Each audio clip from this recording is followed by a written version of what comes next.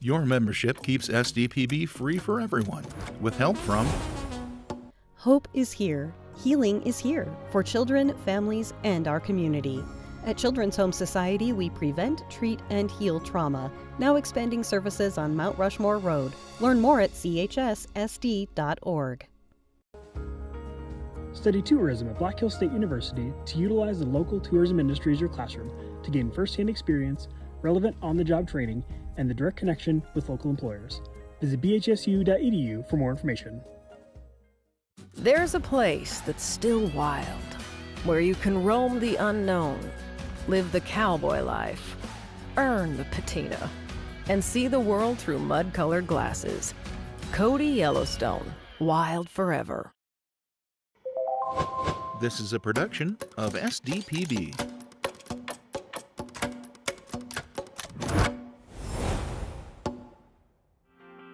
The tourism industry is strong in South Dakota. Visitation numbers and visitor spending have continued to rise in recent years. But even some of the state's most well-known attractions are subject to national concerns, from workforce and housing availability to the potential impact of tariffs. Current and former leaders of 3 West River attractions discuss what they expect for the busy season that's just beginning. That's tonight's South Dakota Focus.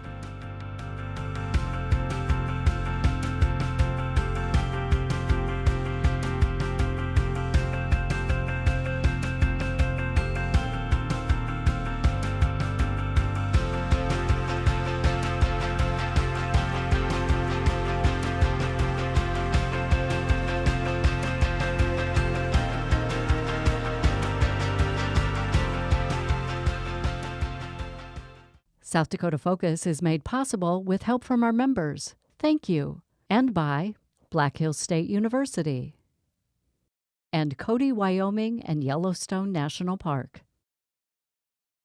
Mount Rushmore is the cornerstone of South Dakota's tourism industry, but it's managed by the Federal National Park Service. The same is true of Badlands National Park. Both attract more than 1 million visitors a year. And you'd be hard-pressed to drive to either attraction without seeing a sign for the locally run Wall Drug. Sarah Husted is the 4th-generation leader and vice president of Wall Drug, which started with her great-grandparents in 1931. Mike Flom is former superintendent of Badlands National Park. He's now a special advisor for the Badlands National Park Conservancy and president-elect of the Association of National Park Rangers. And Dan Wank served as superintendent of Mount Rushmore National Memorial from 1985 to 2001. He now serves on the Mount Rushmore Society Board of Directors. We sat for coffee at Wall Drug to talk about how these 3 major attractions prepare for the busy season.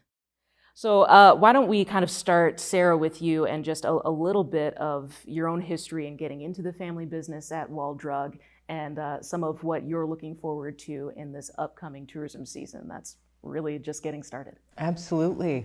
Well, I started off when I was 14 bussing tables and then worked my way up to the soda fountain and then the office. And then I went to school in Minnesota and got the opportunity. We have a rule that you have to be asked back into the business. So I needed to graduate from college and then came back in 2012. So I'm going into my 13th season and really excited for it. We had a pretty good year last year, and we're excited for what this season is going to bring. So not taken for granted that you're going into the family business. It was kind of a conversation.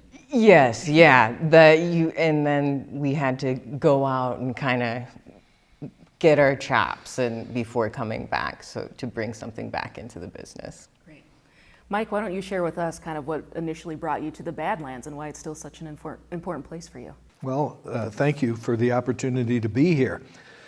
Badlands National Park, in my distant memory, is the first national park I ever visited as a 6-year-old kid from southern Minnesota. And that memory of going to the first overlook and going, wow, I'm not in Kansas anymore, it stuck with me for my entire life. And throughout my career in the National Park Service, I frequently would visit Badlands, coming and going from my home in from my old home in Minnesota to my new homes, wherever they were in Yellowstone Park or the Black Hills. And so I was always drawn back to the Badlands. It's a spectacular park for so many reasons: landscape, geology, wildlife, history, and much more. Dan, what about you? What's your first experience that you remember with Mount Rushmore? I started my career as a design landscape architect with the National Park Service, and I was sent to the Black Hills to do some work in terms of design of employee housing back in about 1973 or 74. And that was my first experience with seeing the four presidents, other than from 30,000 feet as you fly across the Midwest, and was lucky enough to be asked to come back in 1985 as the superintendent. So Sarah, I hear that Wall Drug really has to ramp up staffing during the peak tourism season. About how early does that process start? It actually we start in October the year before, because the process to acquire the H-2B visas is quite lengthy, and so we say goodbye to our seasonal employees around October, and then by end of October we're already working on getting people lined up for the next season. And we have 60 to 70 full-time employees and year-round, and then we add 120 employees during the season. So it's a big ramp up. We'll be picking up our first ones May 3rd. Ideally, they'd come more like April 1, but the visas process have been very slow. Yeah.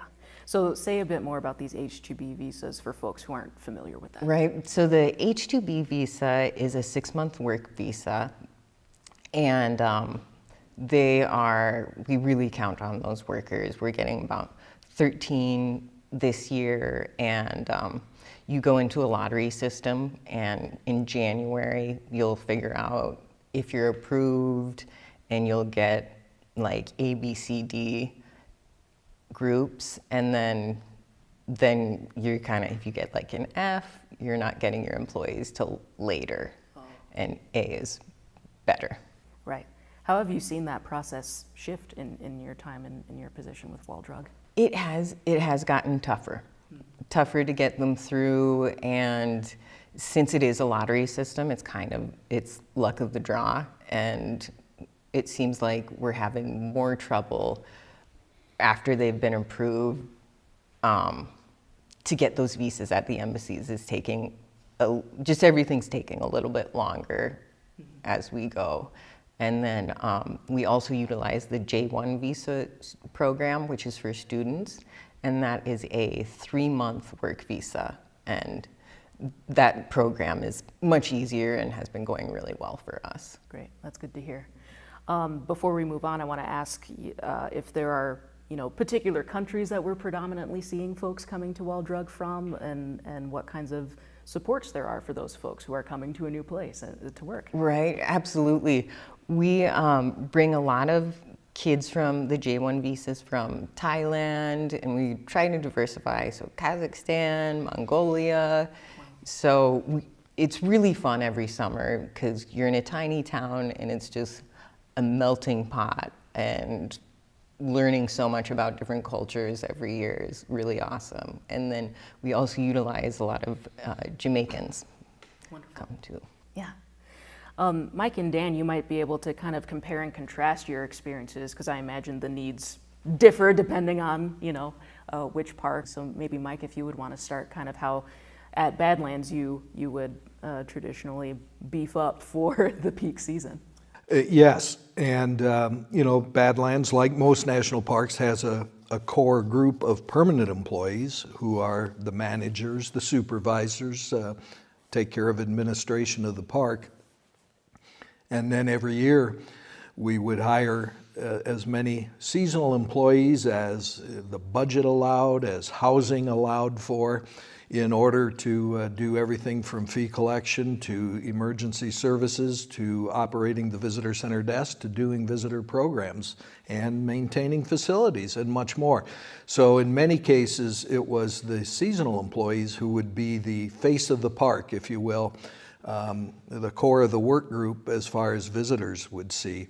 And so we would start, as Sarah said, shortly after the previous season had ended, we would begin planning and budgeting and preparing recruitment notices that hopefully would go out by early winter.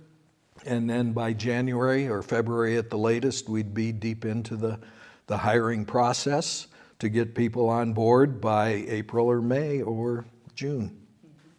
Dan, is that a pretty similar experience at Mount Rushmore? Exactly, and I think the only thing I'd add is that I think a lot of parks are very fortunate to have long-term seasonals. We relied on people who would come back year after year. They would know the park, they would know the stories, they would know the educational side of what they were going to do, and they'd also understand what they needed to do and how they were going to contribute to the efficiency and the things that people have come to experience and to love about national parks.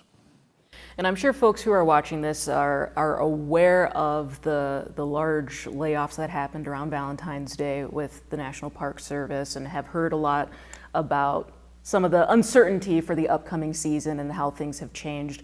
What do we know today that we didn't know on Valentine's Day? How much are we able to bring people up to speed from what you're hearing in your circles? Well, I think what we know is that we will have a seasonal workforce. I think at about that time, we were not sure that the Park Service would be able to hire the seasonals. What we don't know is how that's going to translate until in the visitor season, because many of the seasonal employees were those longtime seasonal employees who came back year after year. When the uncertainty arose in terms of would they have a job, and if they had a job, would it last, many very high qualified people decided to do something else. In the past, I'd say 5 plus or minus years, it's been very hard to find the seasonal workforce parks need to operate. There's the people who wanted to work within parks. It was very competitive. You oftentimes didn't know if you had a full force until really late in the season. And I think we won't know that until we get into mid-May and going forward. And I would say because of the confusion over if we can hire, when we can hire, things got going a little bit late.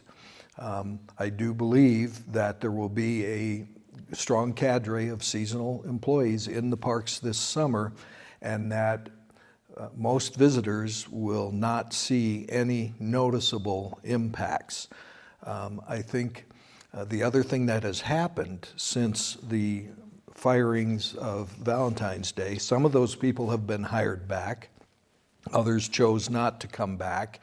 I think the administration is appealing all of that.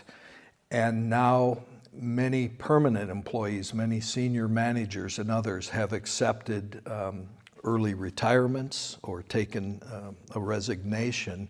And so there's an impact on that part also.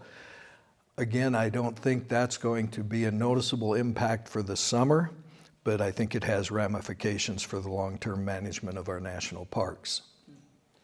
Sarah, and of course, Wall Drug is a family private business, not looking at those federal layoffs, but because these attractions are so close together and pretty closely related, I wonder if, like, how you've been watching that, if that's been anything of concern to Wall Drug, or if there are really other things that you're more focused on. Right, certainly it's a concern, and like they were saying, we're getting employees much later in the season than, like, I'm bringing some people in July, which is very unusual. So we'll be running a pretty lean crew through May and June, but we can do that.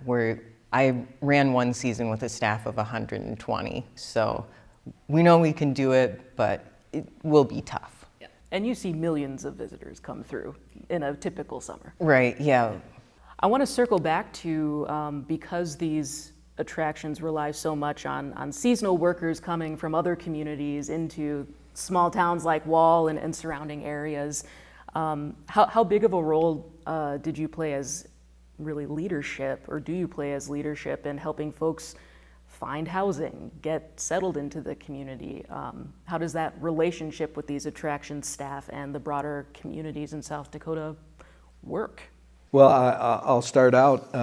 Housing is a perennial issue in many national parks, and I'm going to say certainly it is at Badlands.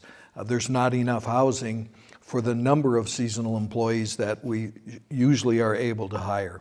So we fill up the park housing, and then people accept positions without housing available, and they're left to look for housing. And specific to Badlands, you know, it's Wall, maybe Kadoka, maybe Phillip, maybe in a very limited way Interior. And all of those markets have a small number of seasonal rentals available. And so ultimately what happens at Badlands is we will get people who either accept jobs and then later decline because they can't find housing, or decline right at the start. So housing is a major issue. Fortunately, the National Park Service has a core of housing to get us through, with a core number of folks. One of the things I'd say is, in my introduction, you said I came here in 1985. The number of visitors, the infrastructure within the national parks has not changed commensurate with the number of visitors who come to the parks. And so housing is a major issue in terms of people accepting jobs and being able to afford the housing that is available. I think I would use Mount Rushmore as an example. From the time I got there till today, I would say the seasonal workforce has probably almost tripled in size. And so it is a significant problem that we search and try to reach agreements with groups and organizations that outside of the park we can have contracts with to provide housing for employees, because the pay for seasonal employees is not commensurate with finding a 1 or 2 bedroom apartment, and so it's very difficult unless we provide assistance. And I'd just like to add, even the employees who are housed in the park pay rent. It's not a free housing situation. They pay rent based on a comparability study within surrounding communities. And when you think about the South Dakota parks, we're talking a lot about Badlands and Mount Rushmore, but Wind Cave, Jewel Cave, Minuteman Missile, Missouri River, all face very similar issues. And then I would ask us to think a little bit bigger because of the Great American Road Trip phenomenon, where people who come to these parks are very often going to a number of other parks in a multi-state area. So you can extend that out to Yellowstone, Grand Teton, Theodore Roosevelt, Rocky Mountain, Fort Laramie, Scotts Bluff, 15 to 30 parks within a day's drive. Interesting. Yeah, Sarah, how do you see that kind of translate in a small place like Wall, bringing in, students and other visa workers and folks like that too? So we house all our seasonal employees, and then I would say we are, like you struggle with the housing. I'm somewhat swimming in Badlands' wake. If they can't house someone, maybe I'll get the employee said to say, because we can field quite a bit of housing. We own a trailer court in town, and then we've acquired quite a few houses around town. And the management that goes into housing all the employees is pretty extensive.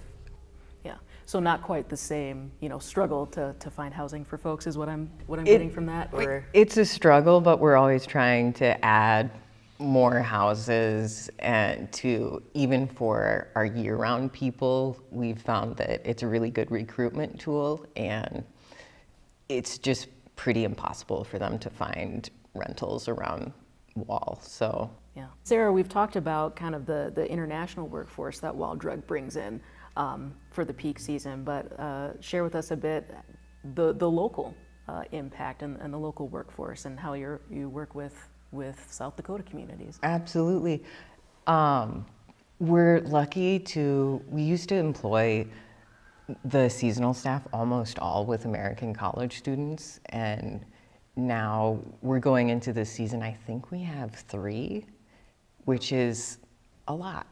We've gone into seasons with none. And then we also utilize, we call them snowbirds or work campers.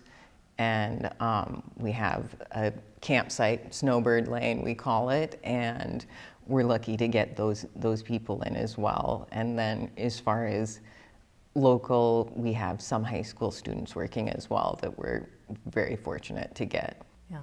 When did that shift seem to happen from American college students to looking internationally? Kind of gradually, and then like go back 20 years, we were running with more like, maybe 25, and as internships became more important, we saw less and less college students applying. So we've talked kind of broadly about staffing for this current season. I'm wondering if there are any other challenges or any other things that we're looking at as we enter kind of the 2025 peak season that maybe the average South Dakotan might not have thought about, or for things that might support the tourism industry. Sarah, I can start with you. For sure. We're seeing a lot of our supplies and food costs go up quite a bit already, and we're getting notices from our suppliers with like our retail items that they're upping the prices in anticipation of coming tariffs. And so that's something that's definitely on our mind, and we're hoping it kind of blows over, and if not, we'll try and adjust, of course. I will reiterate that I think the summer season in the national parks should be fine in general, and that people won't notice too many impacts from all the changes. I think a greater thing to keep an eye on for people who enjoy the value and importance of national parks is how things turn out after all the resignations, after some possible reorganization, how all that plays out in the long run. The National Park Service is an agency that's been around for well over 100 years and has evolved into not perfect, but in my opinion, the best agency in the world at managing resources and stories and allowing for outstanding opportunities for park visitors. I'm hopeful that that will continue, but again, my concern is for how the Park Service lands on its feet after the impending changes. I would just add a couple quick things. I agree with Mike. I think the long-term consequences for some of the actions that are happening right now, we have to figure out a way not to allow the degradation of resources, whether they be natural resources or cultural resources. And we have to have the staff and the ability to take care of and protect those. And I worry that this is going to be a change in that ability. The other thing that I would say is that we don't manage parks alone. I mean, we have other partners that work in our parks, like concession facilities at most of the parks in South Dakota, or many of the parks. I don't think it's most. But those, we do have a program in those parks where we ask that they buy American. So I'm not sure how much it will, the pending tariffs, how much that'll affect the goods that are on the shelves within national parks. But I think they're going to suffer the same things that Sarah was talking about in terms of increased cost. And there's only one thing you can do with increased cost, and that's pass it on to visitors. We're in our kind of closing moments of this conversation, and so I want to bring it to something all four of us have in common, which is we live in South Dakota. So I wonder if we can just kind of close this with, I guess, reflecting on your experience as a resident of this place that relies so much on this industry that all three of you are intimately familiar with from kind of the behind the curtain aspect of the visitor experience. But what does it mean to you to also be a resident of this place, and why, continuing this work in this area has been important to the three of you? So whoever would like to start. For me, well, South Dakota is one of the most, South Dakota is really one of the most friendly places I've ever been in terms of your neighbors. You know your neighbors, whether they be within a mile radius of your house or within the state of South Dakota. I mean, it's a small town in that regard. But another thing that is incredible to me in South Dakota is the public lands, the national forests, the national parks, the grasslands, the BLM lands. We are rich in natural resources in South Dakota, and the opportunities that those resources provide make it a great place to live. And I think we do have in South Dakota more and more amenity migrants, people who are coming from other places to come to South Dakota because of the amenities that we have, and the public lands are one big part of that. And I also treasure the public lands in South Dakota and the greater region. I drank the Kool-Aid early on in my National Park Service career, again, about the importance and value of public lands and how each one of us owns a minute portion of those, but we're all free to go and explore. And I'm sort of an explorer and adventurer, and I get out there and I traipse around a lot in all of our national parks in South Dakota. And, living in Rapid City puts me within striking distance of 15 to 30 other national parks within a day's drive in a 5-state area. And so that's a big part of it for me, an affordable place to live where public land access is good. And Sarah, you're fourth generation, so how does that? Right. Yeah. What does that mean for you? Well, this is home, and to be able to drive just 8 miles south and drive through the Badlands on a whim and see the gorgeous scenery, or head up to the hills.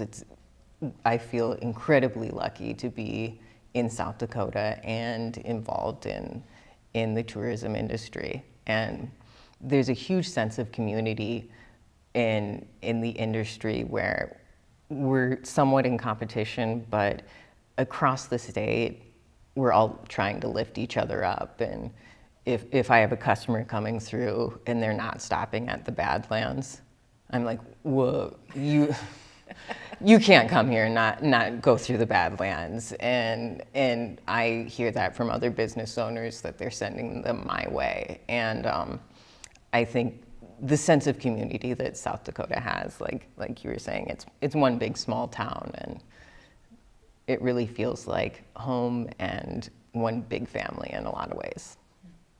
Sarah Husted, Mike Flom, Dan Wank, thank you, all three of you, for sharing this time with us. Thank you. Thank you. Thank you. We spent this season learning about some of the challenges that come with an industry that relies on visitors. We also learned the ways communities can leverage those opportunities for their own growth. Throughout it all, we met people who feel a sense of pride in sharing their corner of South Dakota with the rest of the world.